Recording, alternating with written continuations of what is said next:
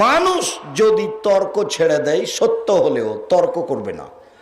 মানুষ যদি তর্ক ছেড়ে দেয় সত্য হলেও আমি মুহাম্মদ সাল্লাল্লাহু আলাইহি সাল্লাম তাকে জান্নাতে একটা ঘর নিয়ে দেব।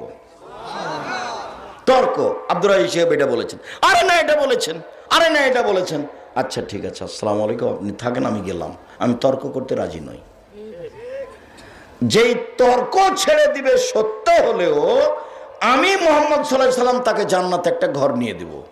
দুই, ওবে বাইতিন ফিরাবাজিল জান্নাহ লিমান তারাকাল কিজবা ওয়া ইন কানা মাযে।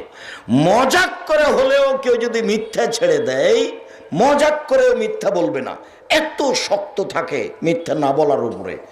মজাক করে হলেও যদি মিথ্যা না বলে আমি মুহাম্মদ সাল্লাল্লাহু আলাইহি সাল্লাম তাকে জান্নাতের মাঝে একটা ঘর নিয়ে দেব। তিন, ওয়া আলাল জান্নাহ লিমান হাসা